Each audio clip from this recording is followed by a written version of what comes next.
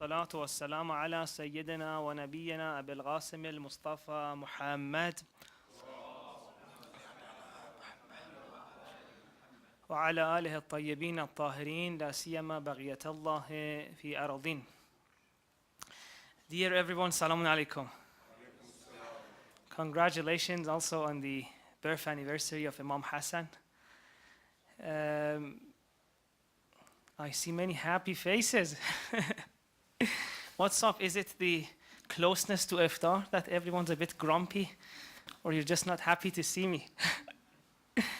Either way, I offer the best congratulations on this special occasion. It's and half of Ramadan is almost over. Not almost, well, it's really over. It's every year it's like this. It starts, I'm like, no, this time is not going to pass that quickly. But then you suddenly catch yourself and wow, 2 weeks already gone. I hope you've enjoyed the 2 weeks so far. Have you? Yes, Alhamdulillah. Alhamdulillah. What else can you say? No one dares to say, no, I haven't. Yeah, so inshallah today, the topic is being real with the Qur'an, but because it's also, we're very close to the birth anniversary of Imam Hasan, I will keep referring to Imam Hasan and try to bring points from his life into our discussion. Many times after I give a talk, or if it's a lecture at uni, afterwards my students come and say, it was a great lecture, very good lecture. I don't exactly remember what she said, but it was really good. It was really good. And I feel like a lot of the times that's what happens. I had the best one just last week. Someone said, your lecture was amazing. Tell me what she said and I'll tell you which parts I liked. Like, you don't even remember which parts you liked? I feel like a lot of the times that's what happens. If we don't summarize things for ourselves, if we don't make it easier to handle, we tend to lose the whole thing. That's why I think, so if you, for example, so I thought it's good to talk about this. How can we maximize our benefiting from lectures, from the lives of Imam, and ultimately Qur'an, which is our topic. You know, like throughout the month of Ramadan, we try to read Qur'an as much as we can, right? Some of us read the whole juz each day, some of us read 10 pages, some of us read a few verses, right? But I feel like if at the end of the month someone asks us, perfect, you read so many ayahs from the Qur'an, a few practical tips, like how did you change your life? We fail to mention a few good examples. It's the same that happens with a lecture, right? We enjoy a lecture for 40 minutes, if we're lucky, otherwise we'll just have to tolerate the lecture for 30, 40 minutes. But even if we enjoy it for 40 minutes, afterwards, they're like, okay, now you're leaving this. How is your life gonna change? You're like, oh, that's a good point. I should have written it down, or maybe I should have taken 1 point instead of like enjoying for 40 minutes. That would have been more fruitful. So today, I thought let's talk about this. When we're reading the Qur'an, especially in this month that we're reading it so much, how can we make sure we actually learn things that would change our lives, right? Because there's many different reasons for reading the Qur'an. You can read it in order to gain sawab. Well, that's perfect. But I think that's a very minimal way of benefiting from the Qur'an, right? Especially considering the fact that this book, we believe, is the ultimate guide to salvation. Isn't it a shame to read it and then after a month, if someone says, okay, then how did this book change your life? You're like, it's a good question, actually. I'll tell you next Ramadan, right? So how can we make sure we actually benefit from this book that is there to guide us? I think one of the things that as human beings we really need is to narrow things down for ourselves, right? So we need rules. it seems like we need rules in order to change ourselves, right? If I give you a 1-hour lecture about how new habits can be formed, there's a very low chance that afterwards you would go out and actually change your habits. But if instead of talking to you for 1 hour, I just gave you one rule, right? If you want to change a habit, for example, start from the smaller ones. That's one rule. You can understand it, you'll remember it, you go home with it, and you'll try to implement that. I think we need to do the same with Qur'an.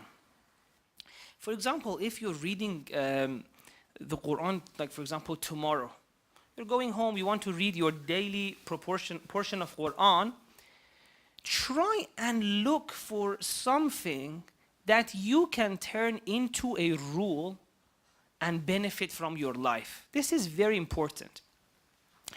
If you start doing this, and I'll give you an example, like today for me was the 14th of Ramadan. I don't know for you which day that was. 14th? Phew. Because I was told maybe you started one day earlier. But okay, if it was the 14th for you as well, as I was reading the verses from the 14th juz, I was trying to figure out, okay, what rules can I take from this juz? I came across this verse that said, verse 56 of Surah Hijr, right? You can check, it's there. Verse 56 of Surah Hijr, it says, God is saying that it's only the deviated, the ones who are not on the right path, who will lose hope in God, right? Something like this, وَلَا يَقْنُتْ مِنْ رَحْمَةِ اللَّهِ or مِنَ اللَّهِ إِلَّا الظَّالِينَ. Something like this, the wording you can check. Verse 56 of Surah Hijr, right? Now imagine if I just read and continued reading, go to the next verse and then the next page and then the next page. Even though I didn't enjoy it at that moment, this as a rule wouldn't have stayed with me. But what I did was I closed my Qur'an as soon as I reached this verse, and I tried to think about it. Okay, this seems like a verse that I can take a rule from for my life, right? How can I make this applicable? So I started thinking, okay, you know what? Actually, the world we're living right now, especially for the Muslims, is full of challenges, right? If you look at the Muslim countries, the situation is, you know, there's so many problems, so many challenges. A lot of our brothers and sisters in different countries are experiencing different forms of problems, from hunger, from getting killed, and all of that. And sometimes, as a person who really wants to change that, right? As a person who wishes for the Muslim countries to find their glory again, I lose hope. I'm like, how can we change things? It's like everyone's against us. It's like you can never change things. Suddenly I remember that verse, only the deviated would lose hope in God. And I say, okay, you know what? Instead of focusing on the negative, which we're really great at, let's focus on the positive. Even in our daily life, sometimes we make a mistake and we feel like God is never going to forgive us. Again, this rule says you should never lose hope in God. So it really, really helps if you start reading Qur'an like this with the mindset that I want to get from it rules that can actually help me in my life, right? Once you do this, you start seeing that you don't relate to all the verses of the Qur'an in the same way, right? So for example, a verse that says like لَيْسَ لِلْإِنسَانِ إِلَّا مَا سَعَى. For a person, there's nothing other than that for which they made efforts, right? This is a verse that has so many different meanings. First of all, if you were in a good family and there are certain things that just came to you naturally, like being polite, or like your parents easily taught you how to do the Qur'an and namaz and everything, you can't look at a person who was in a different family, whose parents were not even, for example, very religious, didn't teach him how to do the Salawat, and say, I'm better. Because the Quran says you'll only get reward for that for which you made an effort. You didn't make effort to learn the prayer, your parents taught you. So it teaches you that, okay, here, don't claim credit. Assalamu alaikum. Rather, try and see what were the things you achieved in your life, right? It's a very good thing. It's a very good motto for life. So that's one verse, and many people can easily relate to. But then there's other verses as well, right? So maybe, for example, some of the verses about Bani Israel, you read that, and you're like, okay, how exactly am I going to implement this in my life right now, right? So you say, okay, this one maybe later on it will come handy. But for now, it's very good. And so this would be perhaps my main point today. Read the Quran with the intention of getting practical rules for your life from it. So if, for example, in few years someone asks you, in what ways does Quran change your life? You say, you know what, I've derived these 5 rules from the Quran, 5 rules for life, right? And when I say rules, it doesn't necessarily have to mean like it has to be do and don't. No, it like set 5 rules of life, right? For example, one could be this: no matter what the situation, there's always hope to change it. That's a Quranic rule. So if you read with this mindset, with this attitude, next Ramadan, you can finish the list, and in few years you have your own list, right? So throughout the year, let's say you're feeling particularly, let's say you're feeling low, or let's say you're feeling hopeless, or let's say challenges are too much. You know exactly which part of the Quran to go to, which is relevant to that, to read it and benefit from it. Now, let me ask you a question. Does anyone here have a few of these rules from the Quran that they would like to share with us? Does anything come to your mind? I know if it doesn't, it's fine, because we're very close to iftar. I'm struggling to even speak. But if anyone, if at the top of your head, even the kids, if you like to share with us a verse that you can say, okay, this is a Quranic rule that I've noticed and it actually helps me in my life. Okay, not everyone at the same time. Give me a chance to choose. All right. Anyone would like to share with us, or should I share? I was hoping you could save me a few minutes of not speaking. But no, it seems like everyone's very shy. Perfect, yes. Beautiful. Perfect, perfect. No, very well said, very well said. Beautiful. So see, that's one practical ayah that at the right moment, at the right time, it can come to you and it'll change behavior. Right? This is what I'm saying. We should know it, like we should be able to do this. If we're reading a whole page without taking the effort to take these rules from it, it won't help us much in life, right? If we have driven these rules out, it will be much more easy to go to them, or they'll actually come to you whenever you need them. Any other? That's a beautiful one. That's a beautiful one. Let me mention actually a story about that ayah. It's very beautiful. وَاسْتَعِينُوا بِالصَّبْرِ وَالصَّلَاةِ, it means seek help from patience and prayer. Now a lot of people say patience here may mean fasting. What does it mean to seek help from prayer? You probably have heard the story from Malik bin Ashtar, the great companion of Imam Ali, that once a person who didn't know who Malik is, that he's a great companion, he's got so much power, person came to Malik and insulted him, right? Harassed him and said some very mean words to Malik.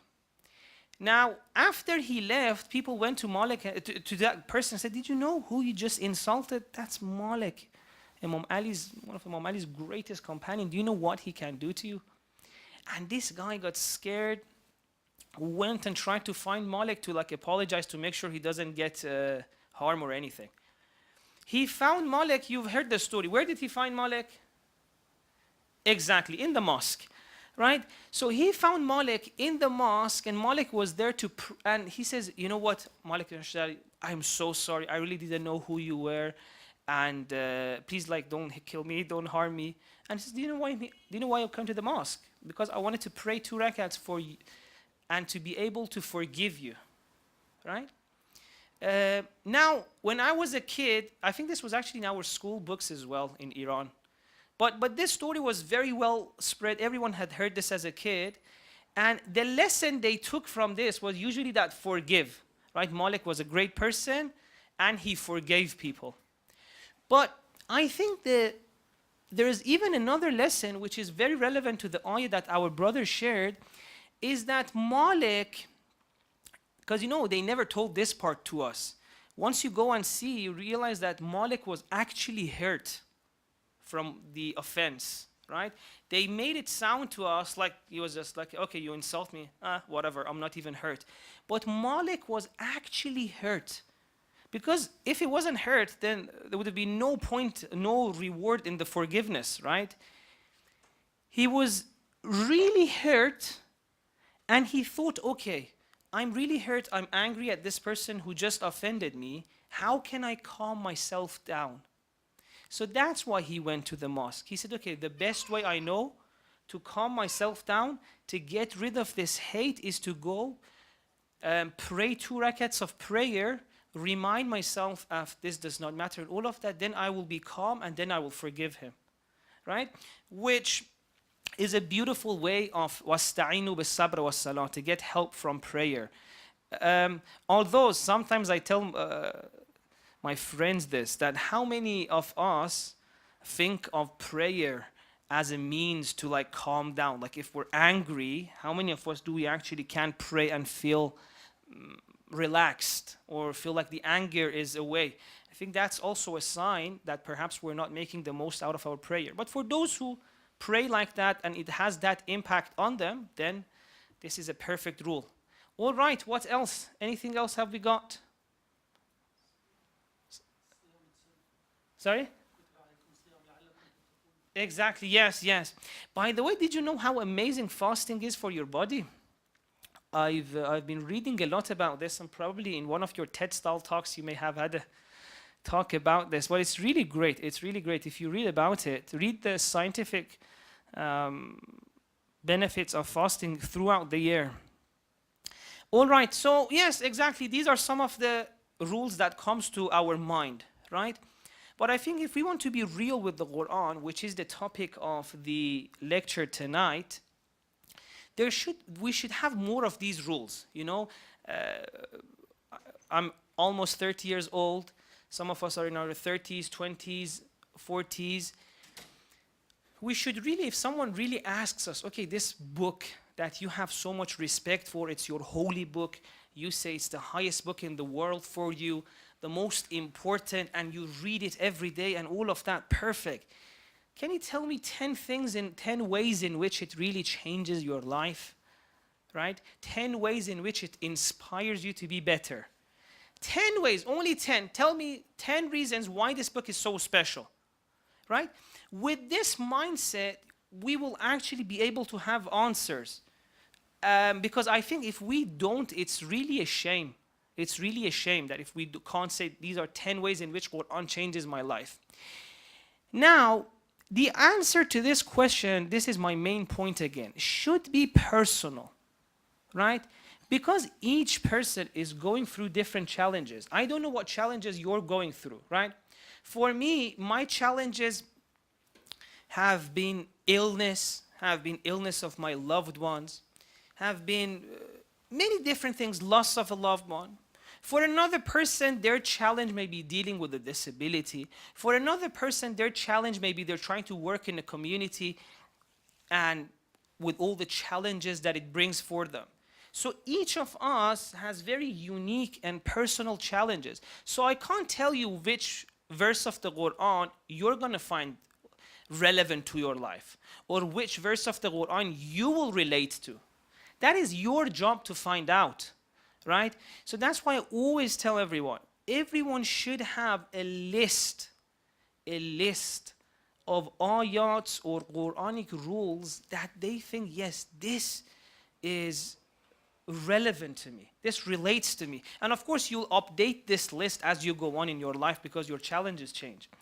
Today, even though I know these may not be the ayats you would choose if you were to do this, but I've chosen a few ayats to share with you just to focus on this fact that if you're reading a page of Quran, always have this in mind. Okay, what rule can I take from this? One of the ones I've chosen is this one. God says in the Quran that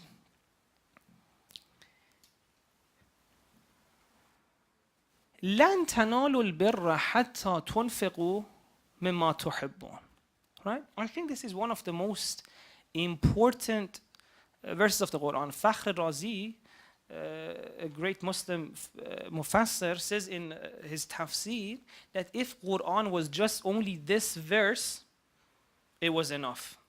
It showed it's a divine book and it's great. What does it mean? It means you will never reach bir. Let's call it, I always try to give an open translation so you get an idea, right? Bir is the good thing that you can get, right?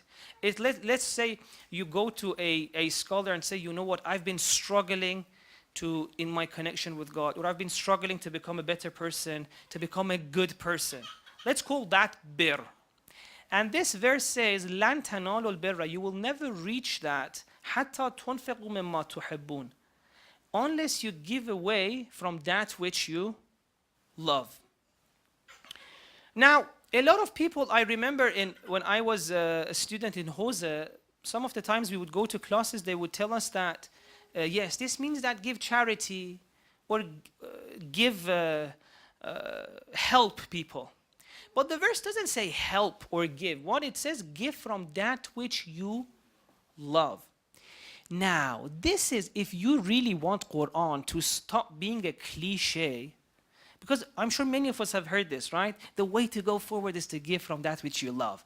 And then we go on living our lives and that never comes to our mind. If you want Quran to translate from this verse into your life, you have to sit down with yourself and say, okay, what rules can I take in my life from this verse? All right. Things that I love and I have to sacrifice them in order to go higher spiritually and also in life. Okay, what are some of the things I love? And then if you start thinking like this, you will see that this encompasses all aspects of our life, right? It could be from the classroom. Like you're a 14-year-old, 15-year-old in a classroom, a joke comes to your mind, and you want to mention this to your friends, which would, destroy the order of the class. That's something you love because it's so much fun to say, I was a class clown, so I know how amazing it feels to make a joke in the class, right? But that's a simple thing that you can sacrifice. The fun of mentioning that joke, that would ruin the order of the class. Goes a bit further. You're in a setting with your friends, it's so much fun, you're talking about, suddenly someone mentions one of your friends who's not in the session. And of course, it's very difficult, it's annoying to stop the flow of the discussion and tell your friends that let's not talk about someone who's not present. It's fun. And again, that's something that you can sacrifice and you will go higher.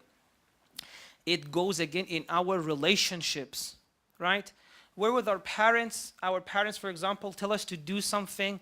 We're not feeling at the moment to like doing that. It says what?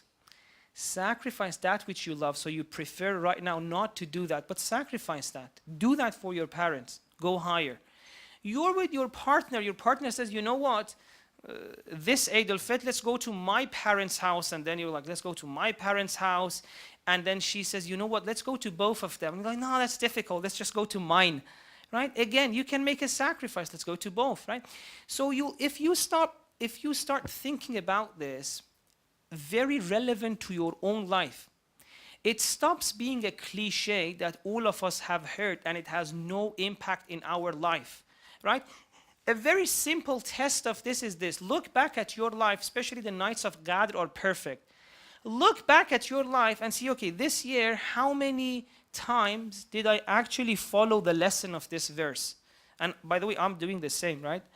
How many times was I about to get something my way? I suddenly realized, لَن تَنَالُوا الْبِرَّ حَتَّى تُنْفِقُوا مِمَّا تُحِبُّونَ, and I suddenly changed my way, right? Because if we're not doing that, then the whole Qur'an becomes a cliche. It becomes, it loses its meaning. So that's one thing. And you know, this goes levels and levels. I started from making a joke in the class, then in your relationship with your parents, then in your relationship with your partner. But ultimately, what is the thing that we love more than everything else? It's ourselves, right? Our life. So I think this verse even means that you will never reach that high state, that high levels of spirituality, high levels of good life, unless you give away from yourself, your life. What does that mean? It means you should learn to devote your life to something greater than yourself, right? And that is not just saying, you know, like, because many of us, if they say, why are you doing that? Why did you choose this job? We say, yes, to save the world or to help people or to make an impact. But if we really in honesty sit down with ourselves and say, okay, I'm spending, let's say, 12 hours a day, 14 hours a day doing things. How many of it is to serve my own needs and how many of it is devoted to a cause which is greater than me? And so, again, this is another way in which we can learn from this verse. Let's recite the Salawat, because why not? Allahumma salli ala Muhammad. Okay, let's see how much time we have. Oh, not much left, unfortunately, or fortunately. Okay, I chosen actually a list of ayahs, but we don't have the time to go through all of them. So let me just mention one last point.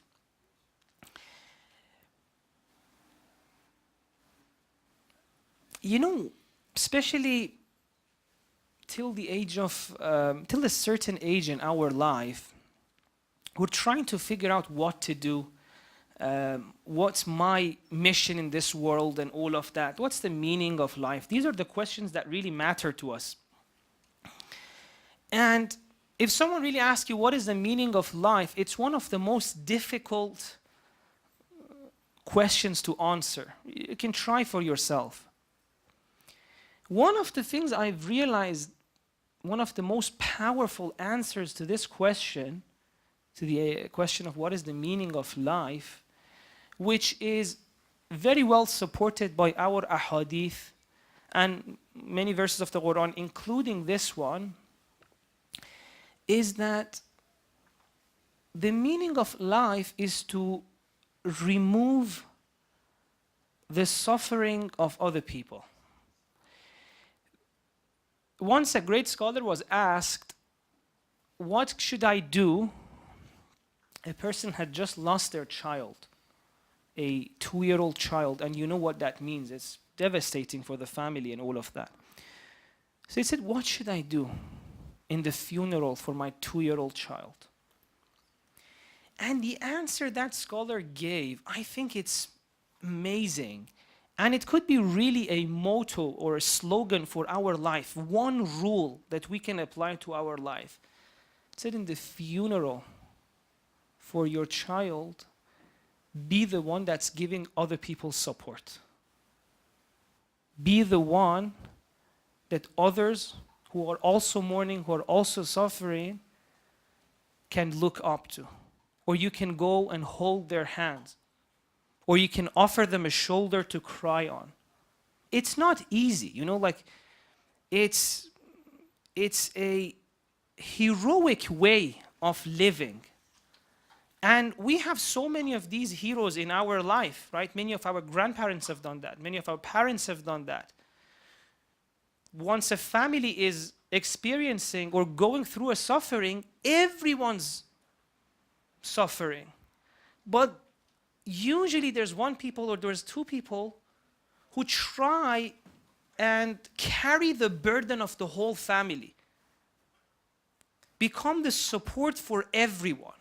Of course, even they would like to just like go somewhere and cry and like show no strength, because it's not easy and shout and say, why us? Why did this happen to us? But they try to be strong for others.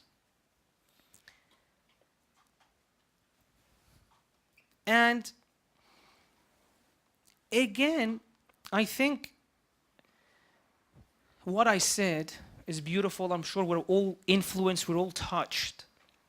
But how can we make sure that we're actually living our life like this? By making it into a rule, right?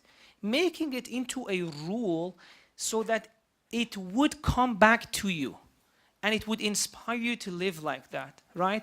So now just this story that I mentioned to you. Be the person everyone else can rely on. Be the shoulder that others can cry on. And of course, that's not easy. If you want to be like that, you should start changing your life, right? I can't be the person who I am right now and then expect to suddenly turn into like a superhuman who can like overgo my suffering and then be there for everyone else. No, you have to start making changes, right? So how would you make this story that I mentioned into a rule? I leave that to you. Think about it maybe after the lecture, right? How can I make that into a rule that I can follow in my life? And see, all of these discussions we had from what? One verse. لَن تَنَالُوا الْبِرَّ حَتَّى تُنْفِقُوا مِمَّا تُحِبُّونَ. So this is what I'm saying, that if you're reading the pages one after the other, that's great. But perhaps it's also good to, as soon as something catches your mind or attention, that, oh, I can learn lessons from this in my life, stop there, think about it, reflect about it, and translate it into a rule that's practical and applicable in your life, right? And I'm sure many of us right now, at the very moment, we're dealing with problems in our life, right? I personally am, right? Problems which are sometimes so difficult, you just want to go somewhere and cry. But you know that what? Another verse comes to mind, that لا نضيع أجر المحسنين. God will not ignore, or God will not put to waste the reward of those who do good. What does this mean? It means every single good you do for your family, for yourself, for anyone, it will not go to waste. Let me give you an example so this becomes applicable. Let's say something terrible happened, the family is in turmoil, you're trying to be strong, but no one's seeing that you're strong. You know, sometimes I feel if this was a movie, at least the audience would appreciate me, right? I'm being strong here, but these people don't see, right? It's like you're a hero in a story that no one sees. And sometimes that makes it so difficult. You're like, does this really even matter? You may feel, and especially if you're being strong for someone who doesn't even appreciate you. Let's say you have, for example, a child who's going through a disability. Sometimes it's so difficult for them. I've had that. And so not only they won't be grateful to you because of course, you have to understand, because of all they're going through. They may even get angry with you. And it's not at you, they're just showing that with you, right? So you may feel that not only I'm not being appreciated, come on, now they're even attacking me. Or for example, you may have a partner who's experiencing depression. It's likely for a person who is depressed to do things that you may think it's attacking you. Well, it's not attacking you. But anyway, you're feeling, okay, I'm being there for you. I'm trying to be patient, but not only you don't appreciate me, but also you attack me. And then suddenly you remember this verse that God says, we'll see whatever you do. It's like, okay, I'm not a hero in a story that no one sees. God sees. You go to another surah, it says, you will not utter a word unless there are angels who write it down. So imagine like someone, a family member or someone is not being nice to you and you reply to them in a nice way. They don't appreciate it. But the verse says what? For each word that you say, 2 angels write it down. So it's not going to waste. It's appreciated. It counts. It counts. One of the, okay, the last thing, I promise, this is the last thing. The last rule from the Qur'an again is that mundane things matter. What do I mean by mundane? You know, there are things in life which are great. Let's say, for example, you establish a school, you give fund to make a hospital. All of those are amazing. Let's call these the great things. But there are also mundane things that happen every day, like how you treat your parents, or how you treat your partner when you're low, or how you respect other people in the community, or how you treat people when you come in. When you come into the center, do you give energy to everyone? Do you smile?